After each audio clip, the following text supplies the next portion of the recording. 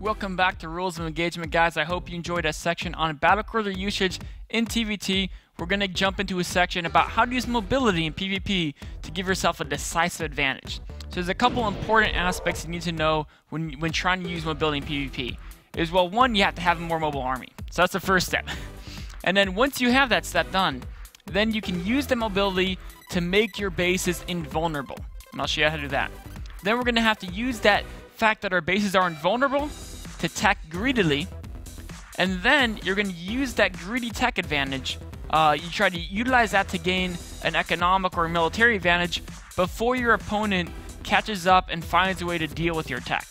Let's jump in this game here, and it's going to be San versus Inori from the Korean qualifiers for MLG Dallas, and going to say exactly kind of what's happened so far in this game. So San has gone for a 4-gate Observer Blink build. It's a very common build you see it all the time. Inori has played a defensive 1-base Robo style, getting Immortals and Colossi.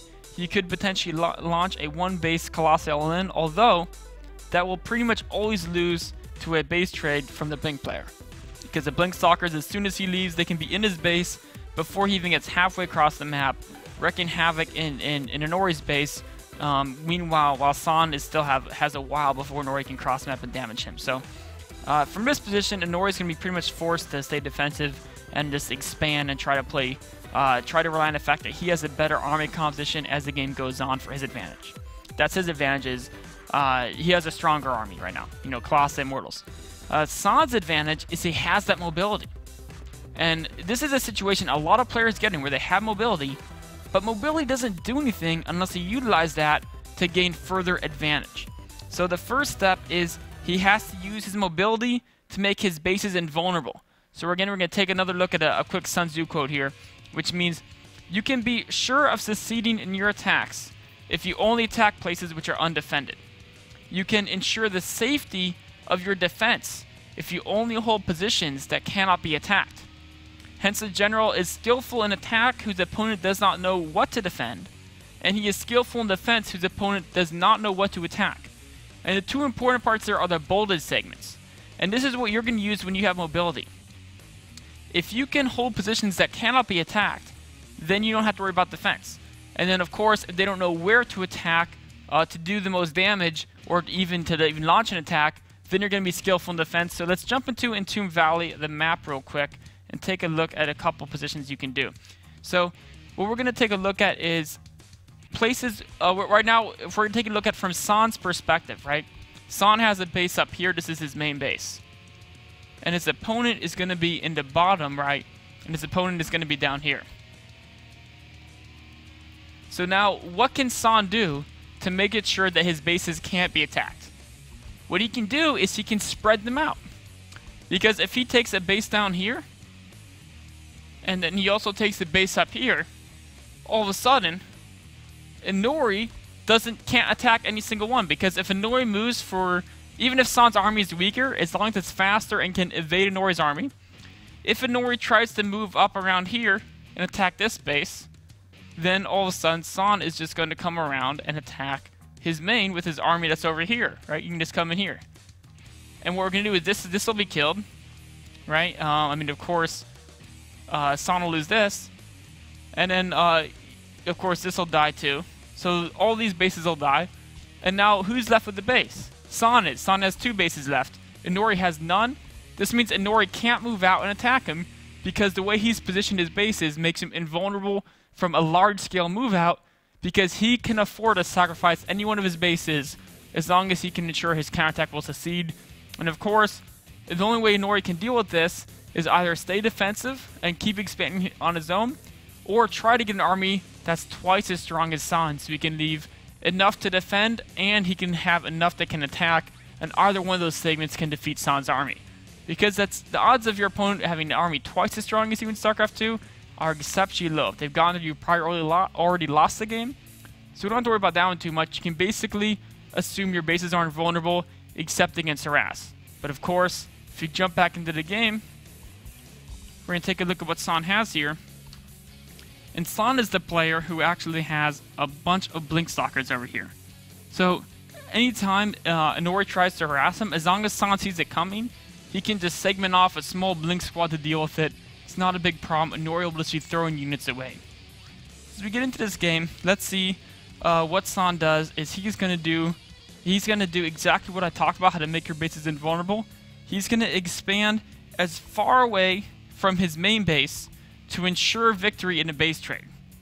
And if you have a more mobile army, you can always base trade. The secret is you have to expand far away, and then if your opponent decides to do the base trade, you're going to have ensured victory, because it's much harder for your opponent to kill this base than walk across the entire map and kill this than it is for you to just walk in here and kill their single base. So now that he's expanded at the very corner of the map, there's a small cost to this. The cost is transferring workers around, right? Because their expansions are roughly the same time, but Inori can just transfer workers around his main very easily, whereas San cannot, right? He has to cross them across the entire map. He can still do it, it just takes a little bit of extra time, and of course it usually gives away the fact you have a base in the corner. But I don't think he cares. He actually would rather Inori know about that base, because if Inori tries to attack it, he's going to be vulnerable to a counterattack. So he's made his bases invulnerable by expanding the corners and having a more mobile army. And he's ensured the fact that he'll win in a base trade, which creates that effect. Now he needs to use this invulnerability to attack greedily, because it doesn't matter if your bases are invulnerable if your opponent has more economy and better attack and better units, because they'll be like, okay, I'll just build up my own army, and eventually I'll get way stronger than you and take over the whole map and slowly kill you. So he needs to attack greedily behind us, which is exactly what he's doing with these Phoenixes here. 2 Stargate Phoenix. He's transferring some workers across the map. You can see right now he's significantly behind in the econ graph, even with more workers, because of his transfer time. But that's something that will be changed once he catches up to his opponent. Once these workers transfer over. So the idea of these Phoenixes is it's a greedy tech. The reason why this is a very greedy tech is because the Stargates are expensive. 150 minerals, 150 gas, and it takes several minutes of production to make a 2 Stargate investment worthwhile. Because you're spending so much money on these Stargates, they attack you and you have like 3 Phoenixes, but you spent, 600 resources on the Stargates alone, plus whatever cost to get the Phoenixes. Those 3 Phoenixes aren't going to dramatically change the battle. You gotta wait till you get about maybe 10 to 12 Phoenixes before your 2 Stargate investment really becomes worth it. So there's several minutes of time where this is actually going to make him much weaker, but he can do that because he's made his bases invulnerable by the fact that they're spread around and he can base trade. Now he's using that vulnerability to get away with a greedy tech, and then of course the last part is going to be to use that tech advantage before his opponent catches up, because if we pause it right here, well, we'll just see. Of course he's going to run away. The important thing here, notice, he doesn't run away straight to his base. If you run towards your base, your opponent can trap your units in your base and kill both at the same time. He runs towards the middle. And then when his opponent backs up, he runs back towards the bottom. He always wants to stay in a position that wherever the opponent's army goes, if it goes towards one of his bases, he can always launch a counterattack and initiate the base trade. So that's an important part about how to position your army when you're walking around the map. But now we should talk about how he can use his tech advantage, because he has one now with all these Phoenixes, before his opponent catches up. And what I mean by catches up is that, yes, he has all these Phoenixes, right? But the bad news is that his opponent has a bunch of Colossi. If his opponent finds a way to deal with the Phoenixes, all of a sudden his opponent's army will be much stronger again. So right now we can see that. The Twilight Council and Forge are on the way. Eventually, Inori will catch up, and then all of a sudden it'll be an equalized game again once he has Blink and a bunch of upgrades. Because San, of course, has to split his upgrades 2 ways. And any grounding that San makes are going to be of much less value because of these Colossi. So he wants to use a tech advantage before his opponent catches up, and that's exactly what he's going to do. He's going to find a perfect moment. He keeps an eye on his opponent's army. He says, okay, there's still not that many Stalkers in it. I can wait a little bit longer, but pretty soon I should go. So we're going to see in the next minute, now all of a sudden he's posturing, and he's ready to go. This is the perfect time to use this. He's going to run in here, and he's just going to come in here and just going to basically kill everything. So he sees the armies there. He forces the army to the natural, and then of course, when army goes to natural, he walks into main. His opponent doesn't quite have Blink yet. They haven't caught up in tech, so he's using this Phoenix advantage to just absolutely decimate his opponent. Now all of a sudden we're in a situation where he's even going to kill a Colossus there for free. We're going to take a look at his income graph, and he's way ahead in economy. His army strength is actually slightly ahead. So actually, it's significantly ahead. So Inori is forced to attack, but as you can see here, even with the attack, even with the Phoenixes not lifting the correct units, they should be going after Colossi and lifting Zealots. So they're not quite lifting the correct units, but it doesn't matter. He's so far ahead. His production is so high. He'll just be able to rebuild and eventually crush this army that Inori has using the superior confidence. 45 workers to 18.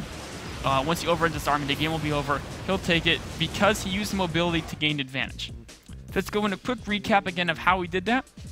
He got the more mobile army, which is something you're going to find yourself in a situation depending on what strategies you use. You may have a more mobile army than your opponent. So you can use this mobility to make your bases invulnerable by expanding far away from each of your bases, and then threatening a base trade by keeping your army in a position where it can always counterattack. Then you use the fact that your opponent can't move out to attack greedily, and then you have to use that greedy attack on your opponent before they catch up and find a counter to that attack. San did all those three things excellently in that game, and it led to his victory. This is something you guys can do at home, of course.